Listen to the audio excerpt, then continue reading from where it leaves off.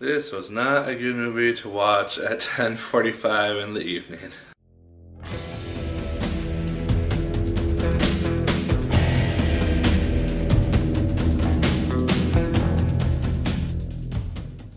Hello once again, watchers of good movies. My name is Nick Pell and this is once again coming from my apartment. Now today we are going to be talking about the film The Light Between Oceans. This is a film starring Michael Fassbender, Alicia Vikander, and Rachel Weisz. And the general premise of this film is that Michael Fassbender, he is a World War I vet who served for 4 years in the war, so essentially the whole thing. He takes a job as this guy who's going to run this lighthouse for seemingly 3 months, and then it ends up being a whole 3-year plus contract. While he was doing that, he ends up meeting Alicia Vikander. She is this young woman who just happens to live in the town really close to the lighthouse, which he has to visit to every so often. They end up starting to be love letter pen pals of sorts, and they end up married. She becomes his wife. When they have trouble conceiving a child, somehow one ends up washing up on shore. They decide to raise that child and make it seem like they never had the child wash up on shore, then she just had it naturally, and we have our movie as that premise becomes a lot more complicated in the last hour of the film.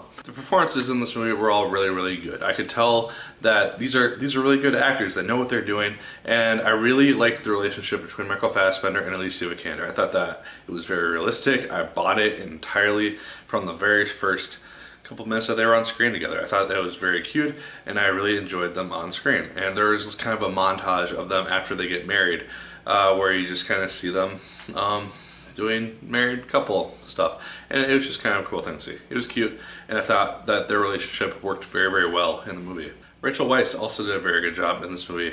She has a part more in the second half of the film. If you've heard my premise described, you can probably figure out what her role is. But I found the premise of the film to be actually kind of an interesting thing, because I'm kind of getting more towards the second half of the film, because that's where honestly most of the plot resides. But when the mother of this child is discovered after about 5 years or so, and the child's about 4 years old or so, it becomes kind of a conflict, because you have Alicia Vikander. She has been raising this child as her own with Michael Fassbender for the last 4 years. She sees this child as her child, and yet when the mother is discovered, Michael Fassbender is in a huge mental and moral dilemma on whether or not to just tell everyone, oh hey, this is not my child actually, or if he's to keep it a secret. And I found that to be a really interesting thing, because if the child is released to the actual mother, it's someone who she's never known as a mother, and so she's always known Alicia Vikander's character as her mother and Michael Fassbender as her father, and so it's a real kind of a mental situation, because you don't really know what's best for the child in that situation, especially when they're that young of an age and not really willing to accept anything really new in that regard, or at least that big. So that is the most interesting aspect of the film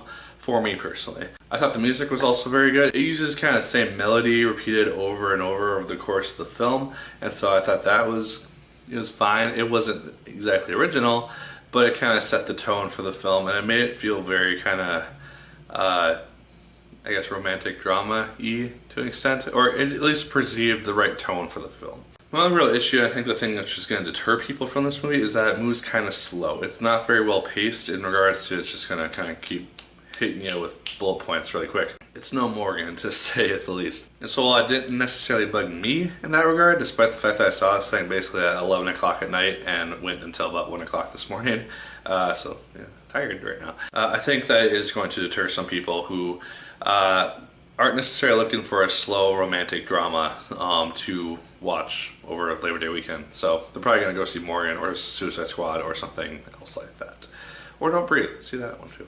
Last thing that I liked about this film is the epilogue. I thought that after the whole story concluded, I thought that it had a very nice epilogue to it. I won't spoil it, obviously, but how it ended up playing out, I really enjoyed that. As well as how the film kind of starts when it shows the title of the film, and then when it starts showing the credits. If you watch for that, it's kind of a cool thing. I won't go into it, but it has to do with the sun, so just keep that in mind if you go see this movie. One last thing which kind of bugged me is that there's something which is kind of implied towards the end of the film as to how things are going to resolve, and then when we get to kind of the last scenes, it doesn't resolve in that manner. So it feels like we got left out of some information or something which took place.